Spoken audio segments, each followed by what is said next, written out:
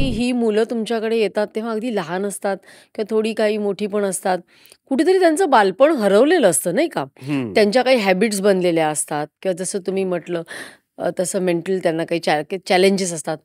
मग तिथून त्यांना तो सर्वांगीण विकासाकडे न्यायचं, तर त्यांच्या अशा काही हॅबिट्स असतात का? हं. की ज्या ॲक्चुअली ब्रेक करायला वेळ लागतो म्हणजे त्यांना मेनस्ट्रीममध्ये आणण्यासाठी असं काही त्यांचे पॅटर्न्स असतात का? म्हणजे खूप असं एकतर व्यसनं असतात. तो अच्छा. सगळ्यात. कारण आई-वडील त्यांच्या डोळ्यासमोरच करत असतात ती सगळी व्यसनं. तंबाखू हं. खा, दारू प्या हे सगळे असतात. तर मुलांना दारू प्यायचं वगैरे नाही, परंतु तंबाखू खायची व्यसनं हो. मुलांना असतात. तर ते डी-ॲडिक्शनचं मोठं चॅलेंज असतं. कारण अच्छा. आपल्याकडे 8-10 तास तिथे असल्यानंतर पुन्हा ते पालकांमध्ये जातात. तर त्याच्यासाठी हे पण आमच्या लक्षात यायला लागलं, की पालकांना देखील असं वाटत असतं, की त्या मुलांनी ते करू नये म्हणून. त्यामुळे पालक हं. आणि शिक्षक असं दोघं एकमेकांशी कनेक्ट करत त्यांना त्यांचं पर्यंत आपण घेऊन जातो. दुसरी एक गोष्ट मला जी जाणवती, की अ, ही सगळी मुलं एकमेकांना कॉम्पिटिटर समजतात. बरं. हां. कारण सिग्नलवरती राहिल्यानंतर प्रत्येकजण समजा भीक मागत असताना समोरचा जो कोणी अगदी तो नात्यागोत्यातला जरी असला, तरी तो त्याचा तो स्पर्धकच असतो, की कोणाला जास्त कोणाला जास्त भीक भीक मिळते. मिळते किंवा कोण जास्त धंदा करतो. त्यामुळे रक्ताची नाती जरी असली, तरी ते एकमेकांचे कॉम्पिटिटर असतात आणि मग वर्गात आल्यानंतर पण जसं आपण साधी आपली जी काही जनरल मुलं असतात, ती वर्गात गेल्यानंतर ते त्यांची त्यांची मित्र बनवत असतात किंवा हे बनवत असतात. तर यांच्यामध्ये मैत्री बनत नाही नाही लवकर. बनत. हां. नाही म्हणजे आम्हाला 3-3, 4-4 वर्ष मेहनत केल्यानंतर कुठेतरी तो थोडासा मैत्रीचा तो अंकुर आता हळू-हळू उगवतो. हो. पण आधी मग नाही ते मारामाऱ्या आणि एकदम म्हणजे फ्रीस्टाईल मारामाऱ्या एकदम आणि ते सोडवता म्हणजे त्यामुळे ते कन्व्हिन्स करणं, ती एक प्रोसेस जी सगळी असते हं. ती समजून घ्यायला आवश्यकता आहे. त्यामुळे हे एक किंवा आई-वडिलांना अंधश्रद्धेचे खूप विषय आहेत. हो. जातपंचायतीचे विषय खूप गंभीर आहेत. अ, म्हणजे अंधश्रद्धेचे इतके विषय आहेत, की आमच्याकडे खेळण्यांमध्ये आम्ही एक सीसॉ आणलेला. हं. जे माश्याचा आकाराचा सीसॉ होता. म्हणजे बरं. माश्यावरती बसायचं आणि वर-खाली व्हायचं. तर छोटी-छोटी मुलं आहेत. ती मुलं त्या सीसॉवरती कधीच बसली नाही. 1-1.5 वर्ष झाली, 2 वर्ष झाली ही मुलं त्या सीसॉवरती बसतच नाहीये. हं. तेव्हा आम्हाला थोडंसं आश्चर्य वाटायला लागलं, की हे असं का घडत असावं? हं. तेव्हा खूप त्या आई-वडिलांशी चर्चा केल्यानंतर लक्षात आलं, की अरे ते म्हणतात, की हा मासा आमचा देव आहे.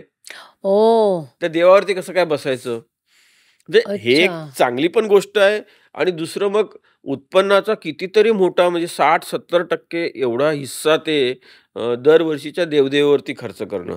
मग ते बोकड आणणं किंवा त्या कोंबड्या आणणं, ते कापणं आणि मग सर्व गाव जेवण घालणं असं आणि मग त्यामुळे मग मुलांचं अब्सेंटिझम म्हणजे ते जाणार, गावाला जाणार हे आहे. तिसरं म्हणजे जातपंचायतीचा खूप मोठा प्रश्न आहे.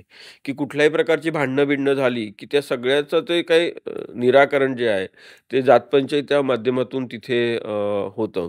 आता बरं. याच्यात चांगलं वाईट त्या विषयामध्ये आपल्याला जाण्याची आवश्यकता नाहीये. परंतु त्याचा जो काही परिणाम आहे, तो मुलांवरती सतत पाहायला मिळतो.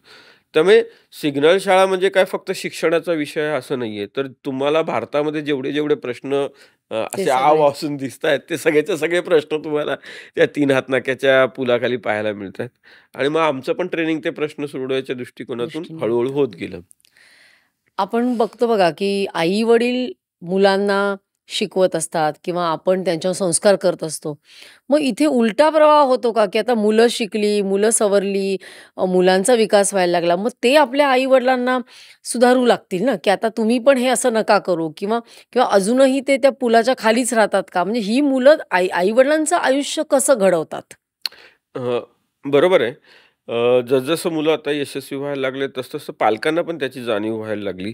हं. आणि मग पालकांमध्ये पण खूप बदल व्हायला लागले. मग ते आता सांगायला लागले, की "साहेब, काय एखादी कुठली नोकरी असेल तर सांगा." मग आपण कोणाला तरी पेट्रोल पंपवरती एकाला कामाला लावलंय, बरं, एकाला पिक्चरच्या टॉकीजवरती कामाला लावलंय. जवळपास 6 पालकांना आपण रिक्षा घेऊन दिल्यात, की बरं. जेणेकरून ते रिक्षा चालवायला लागलेत. आणि अ, अ, आता जेवढे पालक पुलाखाली राहत होते, त्यातले आता कुठलाही पालक आता पुलाखाली राहत नाही. कोणी राहत नाही आता. सगळेच्या सगळे रेंटल हाउसिंगमध्ये शिफ्ट झाले किंवा काही पालक आता आमचे साकेतला महापालिकेने एक छोटीशी जागा तिथे दिलेली आहे.